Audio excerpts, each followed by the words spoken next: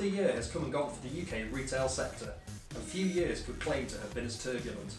2017 was always going to be tough for the sector, following the EU referendum decision, with uncertainty and rising inflation not providing the best breeding ground for growth. However, despite the turbulence, the sector in a broad sense has continued to perform.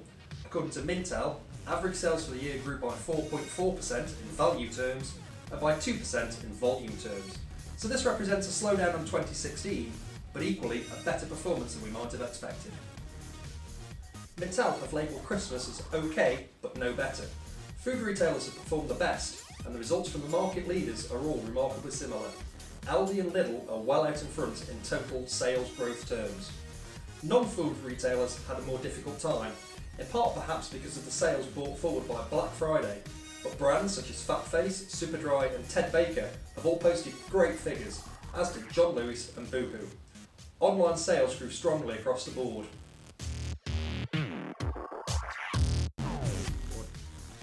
Despite a distinct lack of enthusiasm among UK consumers, the market value of the major spring and summer retail events, that's Valentine's, Mother's Day, Father's Day and Easter, continued to rise in 2017, with spend reaching an estimated £2.2 billion.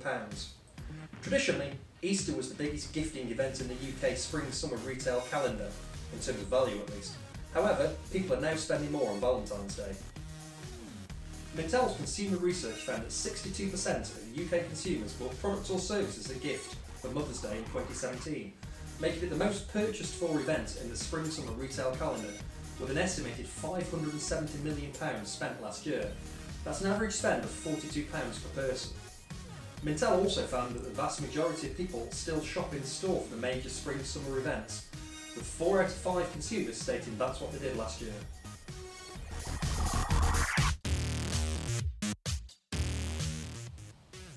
As a number of the UK's bank holidays are held within the spring-summer months, including Easter, Mintel conducted research to understand which type of leisure activities and shopping behaviours people engage with during these bank holidays.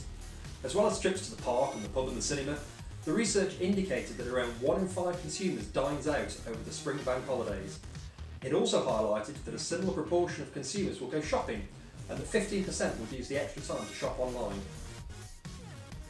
DIY, home improvements and tradesmen all experienced spikes over these busy bank holiday periods. The lively housing market from 2014 to 2016 helped to stimulate spending on the home, and decorating, buying new furniture and flooring all topped the wish list for 2017. In general, people prioritise spending on the rooms which they use most often and or which are most on public view, so living and dining is the largest market segment.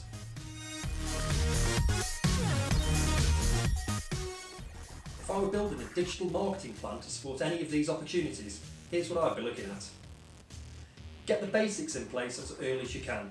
That means making sure your website is mobile friendly and responsive, and that your basic online presence is up to date, accurate, and importantly the same everywhere it appears online. You can use our free digital health tech tool if you're unsure.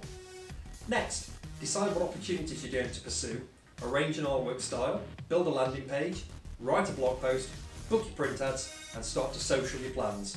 The earlier you start these steps, the better. Next, arrange your digital display ads. The Trinity Mirror network has 26.8 million unique visitors a month across a network of more than 100 websites, including our regional news sites and nationally on mirror.co.uk. You can place your ad messages geographically, demographically, or by using our clever targeting tools. Our sites accommodate the usual IAB sizes, or you can ask about some of our more creative solutions. Lastly, you've now given yourself enough time to consider video. We were talking earlier about Mother's Day and Easter days out, and a video could really make you stand out. You can add it to your website, build it into your social and email activity, and we'll share it on YouTube so people can easily find you.